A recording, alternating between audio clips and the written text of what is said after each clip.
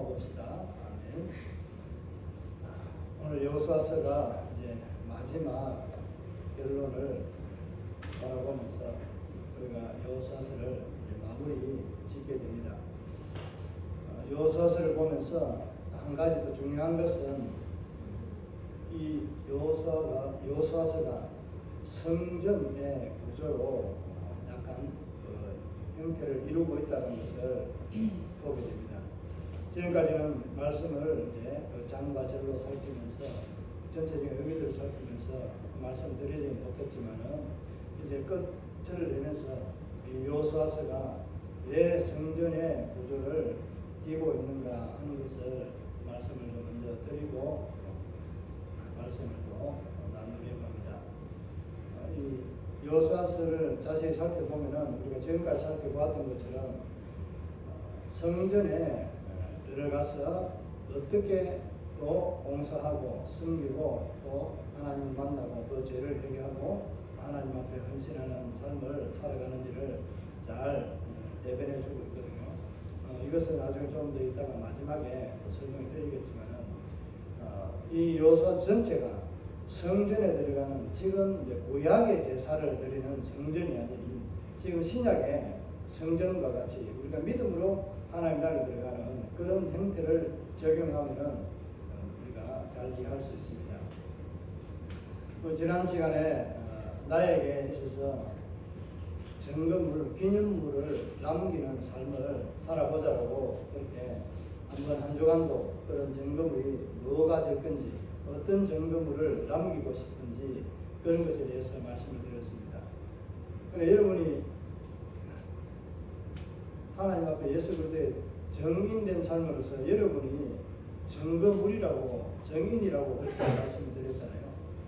그것 말고 내가 정말 나의 부대에 믿음의 삶을 이어갈 그 후손들에게 남겨줄 귀한 정말 믿음의 증거물들 이런 것들이 내게 있는가 또 남겨줄 것이 무엇인지 한번 생각해 보았습니까?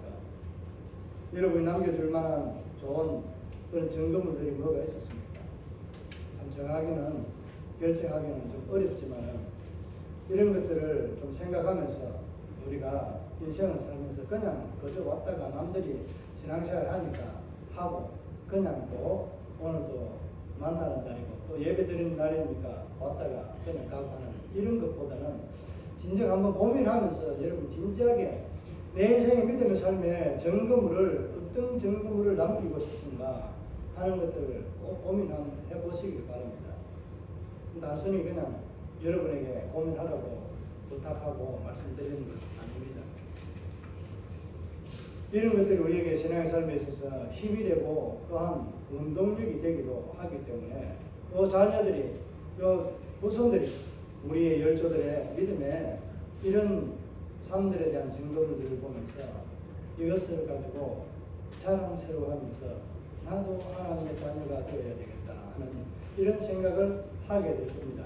이런 기대를 하게 되지만 실상은 그 기대와는 거의 반대로 흘러가는 것이 현실의 모습입니다.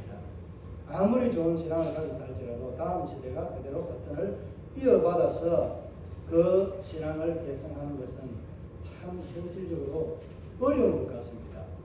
이게 그냥 현실적으로 어려운 것보다는 시대적으로 사람들이 생각하고 받아들이는 이런 개념이라든지 이런 마음의 어떤 것들이 다 다르게 표현되고 있기 때문에 그렇지 않을까 생각을 해봅니다. 그래서 여러분이 꼭 여러분이 기억하시고 정말 여러분이 신앙의 증거물들을 나는 무엇을 남기고 싶은지 한번 이 시간 생각하면서 다시 한번 여러분이 한 주간 삶을 통해서 저에게 말하지 않아도 됩니다. 여러분 그게 하나님 앞에 약속하는 것입니다. 하나님 약속하는 그 약속을 꼭 한번 이루어보고 또 열매를 거두어서 맛보는 여러분의 신앙의 삶이 되기를 축복합니다.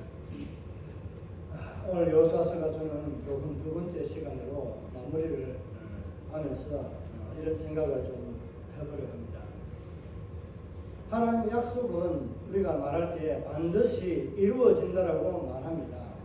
우리의 꿈은 반드시 이루어진다 옛날 2002년도인가 한참 월드컵 축구 때문에 이 붉은 악마 해가지고 한참 유행하던 언어 중에 하나입니다. 하나님 약속은 반드시 이루어집니까? 네. 그렇다면 하나님 약속은 어떻게 이루어질까요? 오늘 그 답을 29절에서 33절에 있는 말씀에서 그것을 보여주고 있습니다. 하나님께서 아브라함에게 약속했던 그 약속의 말씀들이 반드시 내가 네 자손들에게 이 땅을 너와 네 자손에게 주겠다라고 했던 그 약속의 말씀을 성취하는 것을 보게 되는데 그 마지막 장면을 소개하고 있습니다. 여호수아가 나이 들어서 이제 죽게 되고 그 죽고 그의 삶이 마감되고 난 이후에 하나님의 약속의 땅 어디에 묻혔다라고 말하고 있습니까? 세겜 좀먼 빈나세라라는 곳에 요셉의 여호수아의 뼈가 안장이 되었다고 합니다. 엘르아살 제사장은 어디에 묻혀서 자기가 받은 경매에 묻혔다라고 그렇게 기록하고 있습니다. 애굽에서 임종했던 죽음을 맞이했던 그 한 사람 누구입니까? 요셉입니다. 요셉은 어디에 묻혔다고요? 그 헤브론에 자기 아버지가 샀던 돈을 주고 샀던 그 무덤에 장사되었다는 거 그렇게 기록하고 있습니다. 이것들만 봐도 하나님께서는 그 약속을 누구에게 이루어 주신 거라고요? 아브라함과 그 자손들에게 했던 약속들을 이루어 주셨다라는 증거로 우리가 볼 수 있잖아요. 더 큰 증거가 뭐가 있습니까? 애굽 땅에 죽었던 요셉이 물론 그곳에 매장이 되었다가 해골을 가지고 나와서 그곳에 안착하거든 내 뼈를 그곳에다가 묻어라 그렇게 한 요원을 따라서 요셉의 해골을 가지고 나와서 묻은 것입니다. 그 땅에서 살고 있지 않았다면 요셉이 그렇게 부탁할 이유가 있어요? 내가 이 땅에 들어가서 있는데 왜 내가 이 땅에 400년 후에 여기 들어가서 내 뼈를 여기다 묻으라고 했을까요?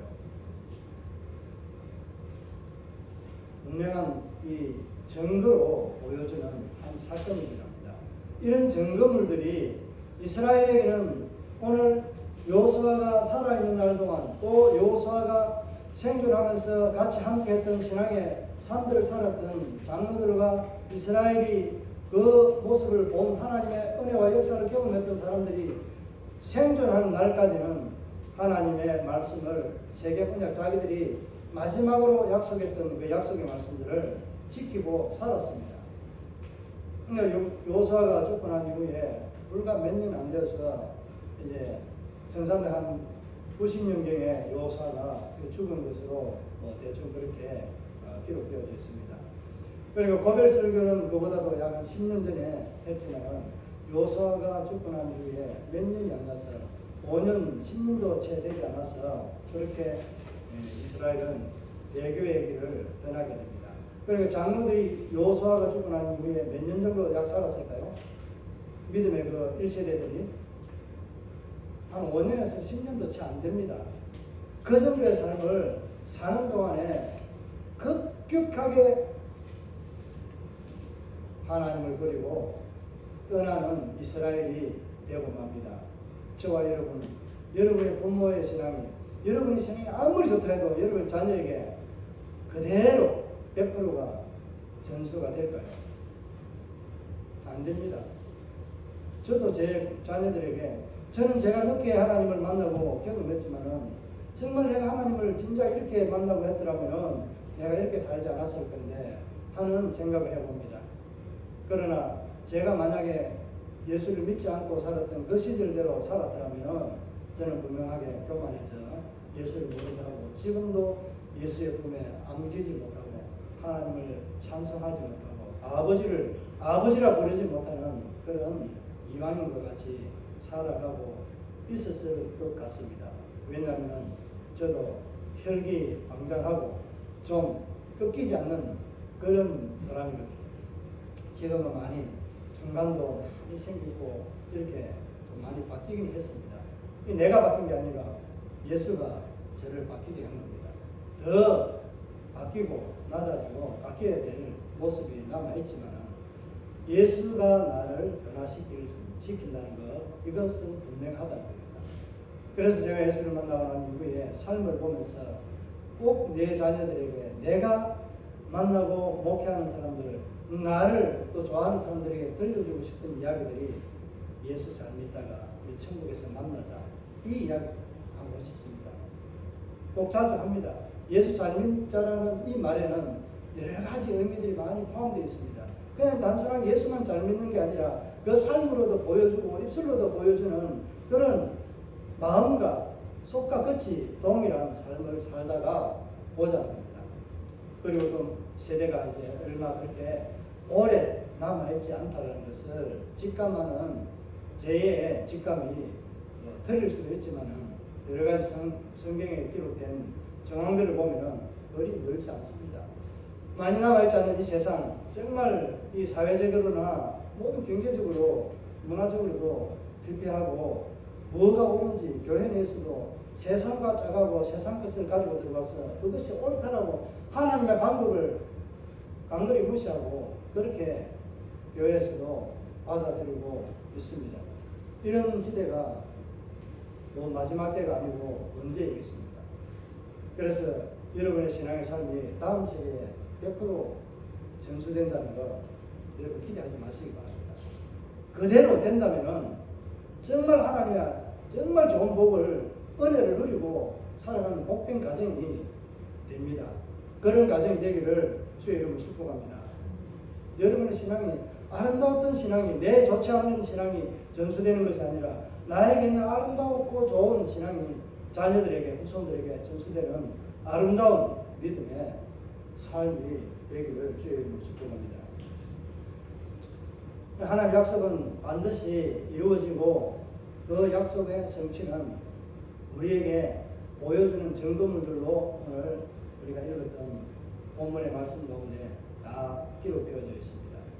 그래서 여러분이 살면서 제가 또 부탁을 드리지만 여러분이 살면서 인생에 믿음의 기념비가 있어야 되고 여러분에게 인생에 있어서 믿음의 증거물들이 있어야 됩니다.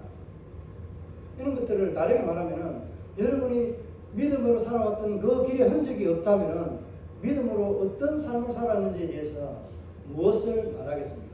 물론 이것이 있다고 뭐 점수가 많이 올라가고 천국의 상급이 크고 이런 것은 아닙니다. 분명하게 크고 작은 믿음의 증거물들이 기념물들이 여러분에게 있습니다. 증거물과 기념물 무슨 의미인지 알죠? 여러분의 기념물들은 하나님께서 응답해 주신 것, 기적과 같이 여러분에게 하나님의 은혜를 베풀어 주신 것들이 바로 기념물들입니다. 증거물은 뭐예요?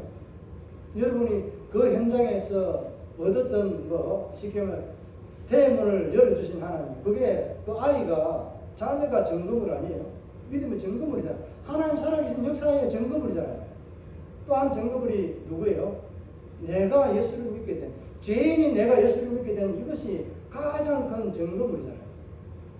이런 증거물이 확실함에도 불구하고 여러분 세상에서 예수를 전하기가 어렵습니까? 당당하게 전하시기 바랍니다. 좀 어려운 거. 내가 예수의 하나님의 증거물입니다. 다르게 말해 증인이잖아요. 이 삶을 내가 고백하는 것이, 자랑하는 것이 전도하는 것입니다. 그럼 사람 앞에 간증하고 그렇게 많은 사람들에게 감동을 주고 하는 이런 것들이 증거물이고 증거가 아닙니다. 이거는 간증이 우리에게 주는 유익도 있지만 해당이 굉장히 크게 나타납니다. 간증하는 사람이 처음에 한두 번은 정말 하나님 영광과 은혜를 선포하고 드러내지만 점점 하면 할수록 그 사람은 하나님과 같은 지위에 자기 스스로 올라서게 됩니다. 내가 이런 존재야, 내가 이런 사람이야, 내게 이런 하나님의 은혜를 베풀어 준 사람이야, 그런 은혜를 말하는 그 입술에는 하나님 해주시고 모든 것을 하나님 인도해 주셨다고 말하는데 진정 그에 살면은 그런 은혜들이 그에게서는 사라지고 있다는 사실을 보게 됩니다. 이것은 제가 그냥 하는 말이 아니라 많은 사람들이 그런 은혜의 증거들을 하는 사람들의 모습들을 보면서 제가 내린 결론입니다.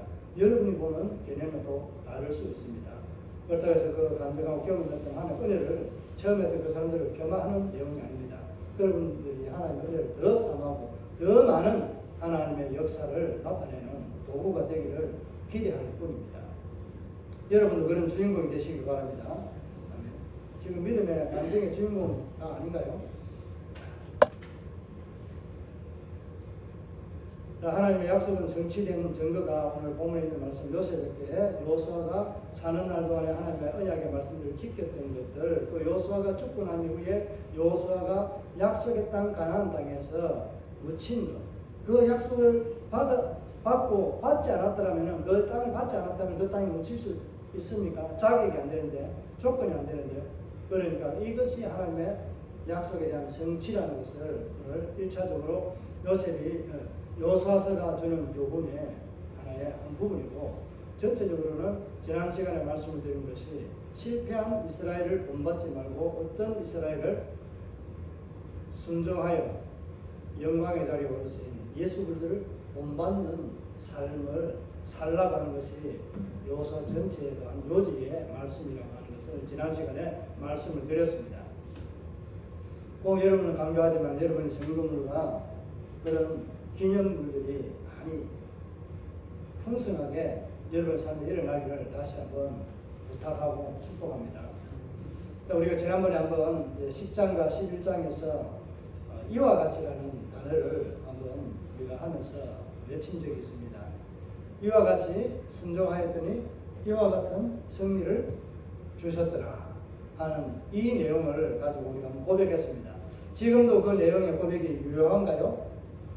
이와 같이 여러분이 지금 현재 이와 같이 순종했더니 이 표리를 만드는 것, 마음에 우러나서 하나님 앞에 그 영광을 오시는 것을 기뻐하고 감사하며 드러내는 이 아름다운 순종의 삶으로 나아왔더니 하나님께 내 마음의 기쁨의 은혜를 주시고 또 아이들과 함께하는 즐거움을 주셨더라. 이런 고백들이 여러분의 삶에 일어나야 하지 않겠습니까? 오늘 우리 미나민지도 그 은혜로 나오게 되고 정말 보고 싶은 얼굴들 너무 감사하게 또 보게 되었습니다.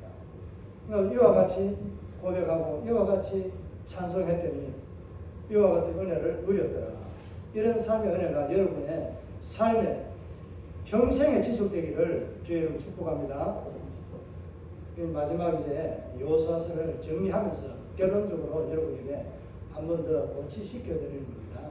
이와 같은 순종, 어떤 순종이었습니까? 이스라엘이 순종할 때와 불순종했을 때에 얻어지는 결과들을 우리가 여호수아서를 통해서 잘 알고 있잖아요. 그러니까 하나님께서 여호와의 말씀대로 순종했더니 하나님께서 이 모든 것을 이와 같이 여호수아에게 모세를 통해서 준 이 모든 것들을 성취하고 이루어 주셨더라. 땅을 분배하게 하고 정복하고 평안을 주셨더라는 이 말씀들을 기록하고 있잖아요. 그래서 이와 같은 순종, 이와 같이라는 단어를 여러분의 삶에 늘 고백되기를 바라는 겁니다. 그리고 점검을 하나를 빠졌는데 하나를 빠지면 여러 가지 많이 있습니다. 좀 더 중요한 것이라고도 볼 수 있는 S라는 단을 세웠던 동편의 두 지파와 반지파가 있습니다. 이 지파에 이 단을 세운 이 모습은 번제 단을 똑같은 크기에 몇 배를 세운 거예요. 그냥 이 한 5배에서 10배에 가까운 크기로 세우니까 저 멀리서 가볼 수 있는 그런 단을 세운 거예요. 제사를 드리기 위한 것이 아니라 우리와 똑같은 이 제단이 어디에 있느냐? 이스라엘로 지금 현재는 실로에 있지 않느냐? 그래서 우리는 너와 한 형제다라는 것을 잊어버리지 않고 이것을 증거하고 기념하기 위해서 우리에게 계속 남기기 위해서 S라는 단어를 우리와 너희 사이에 증거다라는 것. 이것이 우리가 형제라는 하나의 증거물이라는 것을 S라는 그런 재단을 세웠던 것입니다. 여러분 안에 이런 S라는 단어 이것을 생각하고 그냥 번제 단어를 세우는 것이 아니라 너희와 우리는 형제, 우리 교회 안에서 모두가 한 형제 자매라는 그런 S의 증거가 여러분 안에 더 풍성하게 일어나기를 축복합니다. S의 증거가 뭔지 아시겠죠? 코이노니아 성교의 교제입니다. 너희가 나는 하나, 우리는 하나라는 것을 꼭 기억하면서 이런 하나라는 공동체 의식이 좀 더 고치되면 더 하나님의 영광이 우리에게 풍성해질 것 같습니다. 한 가지 더 이제 말씀드리면은 조금 전에 말씀드린 것처럼 공동체 의식이 이스라엘에는 한 사람의 범죄로 인해서 누가 고통을 당했어요? 그러니까 한 사람만 고통당하는 것이 아니라 이스라엘 온 전체가 다 고통을 당했다는 사실입니다. 그래서 온 가족에 한 사람이 범죄함으로 인해서 뭐가 생겨요? 그 가정에 어려움이 닥칩니다. 한 사람의 그 문제 어려움을 해결함으로 인해서 뭐가 생길까요? 기쁨과 희망이 찾아옵니다.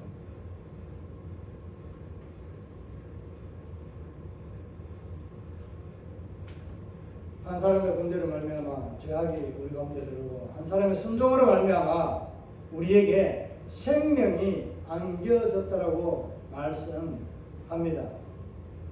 그분이 바로 아담을 이야기합니다. 첫 번째 아담은 우리에게 죄악의 가시라는 것을, 사망의 뜻을 우리에게 주었지만 두 번째 아담인 정없고 흠없으신 예수 그리스도, 그분은 우리에게 영원한 생명과 안식을 주셨습니다. 그 한 사람의 순종으로 말미암아, 불순종으로 말미암아 인류 전체가 고통의 나락에 들어갔지만 한 사람의 순종으로 말미암아 모든 죄인이 하나님의 자녀로 맡겼던 담이 흘고 하나님과 교제할 수 있는 은혜의 통로가 주어졌다는 사실입니다. 여러분이 그 자리에 그 주인공으로 서 있다는 사실에 하나님 앞에 감사하시길 바랍니다.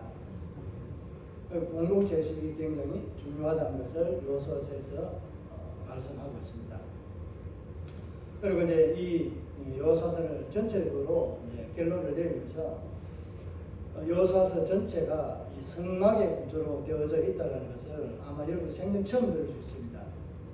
또 제가 이렇게 말하면 이단과 같이 말하는 것 아니냐라고 말할 수도 있습니다.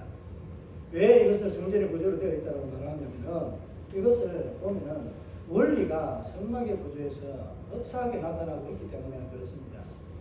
우리가 6장까지 그리고 5장까지의 내용을 보게 되면 이스라엘이 요단강을 건너기 위해서 준비하고 또 3일을 정결하게 하고 이런 것들을 하잖아요. 그러고 난 요단강을 건너게 됩니다. 건너고 난 이후에 기념물들을 요단강에도 또 요단 건너와서 길갈에도 세워두게 됩니다. 똑같은 돌 모양은 아니지만 그 형태의 12가의 돌을 세워서 기념비로 세우게 됩니다. 그 기념비를 세우면서 요단강을 마른 강을 건넜다라는 것을 자녀들에게 후손들에게 알려주고 길이길이 신앙에 그 하나님을 증거하기 위해서 그렇게 기념비로 세웠습니다. 그런데 길갈에서 특이한 일을 행하게 됩니다. 적진 앞에서 여리고 앞에서 평지에서 할례를 하게 되죠. 할례를 하게 되는 것은 이스라엘 백성들이 할례를 받지 않으면 하나님의 백성이 아니라는 그런 생각관념들이 있습니다. 지금도 그런 할례를 해야 되냐 말아야 되냐, 지금은 아니죠. 예수님 당시에 이제 그 제자들이 그 일들을 복음을 전할 때에 유대인들과의 격렬한 이 논쟁 중에 하나가 할례 문제였습니다. 할례를 해야 진정한 유대인이 되느냐, 그리스도인으로 거듭나느냐, 이런 문제들을 하게 됐습니다. 그 문제를 이제 우리 사도행전 15장에서 공회가 처음으로 열리면서 이것을 결정하게 됩니다. 목매어 죽은 자들을, 죽은 이런 것들을 먹지 말고 또 할례는 하지 않아도 된다는 것을 결정하게 됩니다. 할례가 이 하나의 백성이 되는 그런 표준이 아니다. 그런데 마음의 할례를 하는 것을 사도 바울은 갈라디아서에서 말씀하고 있습니다. 그래서 우리가 살아갈 때에 이 흔적을 어디에 남기느냐, 세례를 받는 것이 바로 이 할례에 준합니다.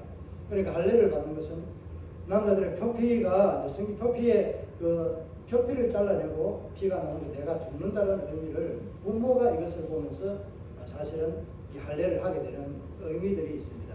그냥 아이에게 베푸는 것보다는 그 증거로는 내가 하나님의 자녀라는 증거를 내가 가지지만 이 증거를 가진 그 아이를 보면서 아버지가 이것을 행하면서 내가 죽어야 될, 피 흘려야 될 죄인이었다는 것을 고백하면서 이 아이에게 그 피를 흘리지 않도록 죄의 피가 다시 흘러가지 않는 하나님의 백성으로 살아가는 증거를 남겨주는 신앙의 고백이기도 합니다.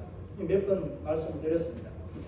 이렇게 이제 육신의 흔적을 남기게 된 것이 할례입니다. 사도 바울도 이 갈라디아서에서 내가 예수의 흔적을 가졌다라고 말하는 것이 있습니다. 이것은 실질적으로 십자가에 돌아가신 그 예수님의 손과 발을 못 박힌 자국을 의미하는 것보다는 그 흔적이 할례 흔적일 수 있다는 것을 암시하고 있습니다. 그래서 저와 여러분에게 이 할례와 같은 예수의 흔적이 여러분 안에 남아 있습니까? 이게 아까 전에 제가 말씀드린 기념물, 기념비 이런 것에 포함된 내용입니다. 여러분 안에 이런 예수의 흔적이 남아 있는 복된 자임을 믿으시기를 축복합니다. 감사하시기 바랍니다. 이렇게 할례를 하고 난 후에 그들이 여리고성을 들어가게 되는 것이 정령하게 되는 6장입니다. 5장까지 이 내용이 하나님의 백성이 들어가는 그 구약의 제사장만이 들어가는 이 성전 안에 출입이 그렇게 정해져 있습니다. 엄격한 룰로 정해져 있습니다. 여인들이 들어갈 수 있는 것이 있고 이방인들이 들어갈 수 있는 곳이 있습니다. 이방인이 들어갈 수 있는 뜰과 같은 이 성전 주변에서 있던 이스라엘이 이제는 할례를 갖고 어디를 들어가게 되는 거예요? 여리고성을 들어가게 됩니다. 여리고성은 번제단입니다. 번제단과 같은 그런 곳입니다. 그리고 여리고성에 들어가는 번제단이 된다면 그 앞에 있는 것들은 뭐예요? 성전 안에 들어갈 수 있는 믿음의 조건들을 갖추는 그런 시간입니다. 그래서 요단강을 건너가는 이 모든 것들은 성전 문이 된다라고, 성막문이 된다라고 볼 수 있습니다. 거기에는 믿음으로 들어갈 수 있고 감사함으로 찬송함으로 들어갈 수밖에 없는 곳이 바로 성전문입니다. 우리가 잘 아는 대로 감사함으로 그분에 들어가고 그 그분에 들어가서 우리가 하나님을 찬송한다는 이 시편의 시인의 고백처럼 이 5장까지의 내용은 성문에 들어가는 준비를 하고 있는 그런 상황이라고 볼 수 있습니다. 그래서 번제단은 왜 이 여리고성이 번제단이 되느냐 하는 것을 말할 때는 온전히 하나님께 바치는 겁니다. 우리의 모든 것들을 다 태워서 하나님 앞에 드리는 것처럼 그렇게 하나님 앞에 다 드리는 겁니다. 그 여리고성 첫 번째 성이고 그 성에는 또 의미가 뭐예요? 장자와 같은 처음 것이기 때문에 하나님의 것입니다.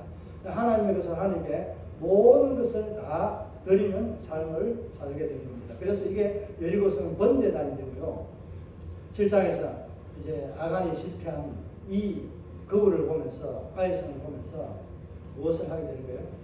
회개하고 그 죄악의 뿌리를 청산하게 됩니다. 이것이 바로 물두멍입니다. 물두멍에서는 그 죄를 나의 얼굴을 유일하게 볼 수 있는 것이 성막에서는 물두멍입니다.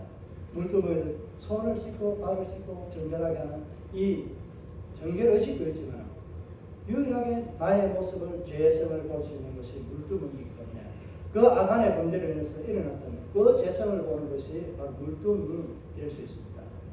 그러고 난 이후에 이제 13장에서 21장까지의 내용들이 이제 지성소 안에서 일어나는 일들이라고 볼 수 있습니다. 지성소 안에서는 어떤 것들이 있습니까? 제일 처음에는 우리가 그냥 순서를 틀어도 됩니다. 만나와 같은 이 떡을 보는 떡상이 있고요. 그 다음에 또 뭐가 있어요? 메노라라고 하는 촛대가 있습니다. 7등잔에 불이 펴져 있는 이 촛대가 있습니다. 이 의미들은 떡상은 말씀 예수 그리스도를 상징하고요. 촛대는 성령을 상징합니다. 인도를 상징하거든요. 성령님의 인도를 받아서 그 깜깜한 그 어두운 지성소 안에서 이 세상에서 죄악으로 가득 찬 이 세상에서 성령의 그 빛이 우리를 하나님께로 인도합니다. 분향단 앞으로 인도하게 됩니다. 그곳에서 하나님 앞에 우리의 음성을 들려주는 그런 기도의 장소가 됩니다. 그 기도의 장소에 바로 뒤에서 우리를 살피시고 만나주시는 법궤가 있습니다. 시온서 시온자가 있는 이 법궤가 있습니다. 이런 성물들이 안에 또 들어앉아 있잖아요. 우리가 이 법궤 안에 뭐가 들어있는지 다 아시죠? 처음에 만나 담은 항아리, 아론의 성난 지팡이, 또 뭐가 냈어요? 두 돌판에 새겨진 십계명이 있습니다. 다 이 모습 세 가지는 누구를 상징할까요? 다 예수 그리스도를 상징합니다. 예수 그리스도 그분을 상징하고 예수 그리스도를 통해서 하나님 아버지를 만날 수 있는 유일한 통로고 길이라는 것을 말씀하고 있습니다.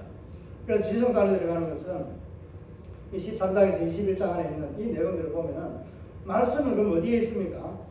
죄를 깨닫고 하나님 앞에 우리가 회개하고 모든 죄를 깨끗이 하고 난 이후에 들어가는 그 죄 있는 자가 들어갈 수 없는 곳이 또 지성소입니다. 그죠? 물론 성막 안에도 못 들어갑니다. 못 들어가지만 이 지성소 안에는 특별히 내 제사장도 자기의 죄를 다 정결하게 씻고 다른 사람의 재물을 가지고 그 재물을 가지고 들어가서 죄를 하나님 앞에 드리는 겁니다. 그런데 그 과정에서 아이성의 실패로 인해서 중요한 것 사건 전쟁하다 말고 어디로 갔어요? 세겜 골짜기 사이에 두고 있는 양쪽에 이 거리심산과 에발산에서 하나님의 말씀 복을 선포하고 저주를 선포합니다. 이때 이스라엘 백성들이 다 아멘하고 우리가 이렇게 하나님의 말씀을 따라 순종하겠습니다 하는 만나의 그 말씀 떡상이 있는 그 지성소 안에서 하나님의 은혜를 발견하게 됩니다.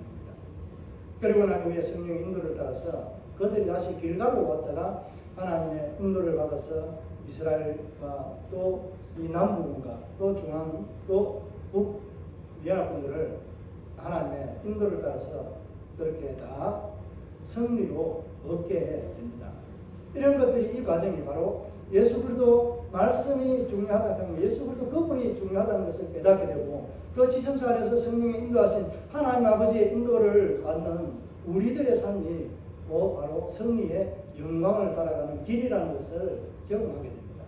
그곳에서 하나님의 은혜를 경험했던 이들은 하나님 앞에 동양간의 삶을 살아가는 것이 바로 오늘 이 4장에서 전반부에서 말씀하고 있고 언약 체계를 이제 28절까지에 있는 이 내용들을 두고 보면은 그런 삶으로 이어집니다. 물론 여기에서는 100% 그렇게 다 보기는 어렵지만 동양간의 삶을 살면서 이것은 하나님 앞에 우리가 그렇게 고백하겠습니다라는 하나님의 언약의 말씀을 가지고 그 이들이 그렇게 고백합니다. 그리고 마지막 그 시온소 시온자에서 만난 이 법궤 안에서 법궤를 통해서 만난 예수님을 통해 뭐합니까? 헌신하게 됩니다. 그런데 비록 그 헌신의 연도가 짧지만 이런 삶의 구조로 되어 있기 때문에 성막의 구조라고 그렇게 볼 수 있습니다. 마지막 그 법궤는 시온소 시온자가 있는 이 하나님 언약궤는 헌신을 뜻합니다. 예수 그리스도의 헌신, 십자가의 그 죽으심, 그 희생, 사랑, 헌신 이런 것들을 의미하고 있기 때문에 이스라엘 백성들이 헌신하며 살아가겠다라고 새 언약을 통해서 향단 앞에서 하나님 앞에서 언약을 하게 됩니다. 그 언약을 하고 난 후에 그들이 헌신하며 살았던 삶이 비록 짧지만 그렇게 살아가겠다라고 했던 그 삶의 고백들을 보면서 여호사서 전체가 성막의 구조를 띄고 있다는 것을 우리가 암시하고 있는 것을 보게 됩니다. 자, 여러분에게 다시 한번 말씀드리지만 이 성막이 주는 의미와 교훈들은 우리에게 어떤 의미가 있는가를 한번 여러분이 생각해 보시기 바랍니다. 성막의 의미는 뭐 어떤 의미가 있습니까, 여러분에게? 성막은 예수 그리스도입니다. 그죠? 이 성막은 또 예배의 구조라고 말씀을 드렸습니다. 이것은 또 설명드리기는 어렵지만 또 한 가지 뭐가 된다고 했습니까? 어떤 의미가 되겠습니까? 기도의 본을 보이는 삶이 바로 내가 하나님을 만나고 찬송하면서 예수 이름을 부르며 하나님 앞에 내가 모든 나에 있는 죄라든지 독성과 같은 악독한 것들 다 태우고 하나님 앞에 올려드리고 난 후에 나의 삶의 내 모습을 보면서 내가 하나님 앞에 다시 어려워졌는지 덜 어려워졌는지 정말 하나님 앞에서 나의 모든 죄와 독성들을 하나님 앞에 다 올려드리고 다 태웠는지 하나님 앞에 그것을 질문하면서 다시 볼 수 있는 물두멍의 삶들을 보면서 기도하는 거예요. 예수 그리스도 말씀을 의지하면서 성령의 인도함을 따라서 내가 하나님 앞에 고백하고 찬송할 때 그러면서 내가 고백했던 모든 것들을 하나님 앞에 내가 헌신하고 주를 위해서 드리겠다고 하는 그런 삶을 드리는 자의 삶과 하나님은 매일 매 순간마다 임마누엘의 하나님으로 만나주시고 함께 하신다는 것을 말씀해주고 있습니다. 그래서 여러분이 이 여호수아서를 보면서 천국의 모형을 보아야 되고 천국은 이와 똑같지는 않습니다. 이 땅에서 누려지는 천국, 교회의 모습이기도 하지만 저 천국에서 누리게 될 영원한 안식, 하나님이 영원히 그들에게 성리를 안겨주고 보호해주는 그런 은혜가 있는 장소가 바로 하나님의 약속이 있는 천국입니다. 그 은혜가 있는 천국에 여러분 들어가기 위해서 원서 내고 이력서 내고 한 것 아니잖아요. 성령의 감동감으로 여러분이 예수를 믿게 되고 고백하게 된 것 뿐입니다. 그런 은혜를 입은 저와 여러분이 천국을 바라보면서 이 땅 가운데서 살아갈 때에 여러분의 삶에 어떤 기념물들, 어떤 기념비들을 세워나가겠습니까? 성막의 삶을 통해 예배자의 삶을 온전하게 살아가고 기도자의 삶을 하나님 앞에 쉬지 않는 그런 삶이 되기를 바랍니다. 그 예수와 날마다 동행하고 또 함께하는 즐거움과 은혜가 있는 저와 여러분의 삶이 되기를 주의 이름으로 축복합니다. 네. 이 말씀을 생각하면서 우리 하나님 앞에 여호수아 전체를 생각하고 한번 결단하는 시간을 가지도록 하겠습니다. 우리 하나님 앞에 결단하는 시간 여호수아 전체를 생각하고 함께 기도하겠습니다.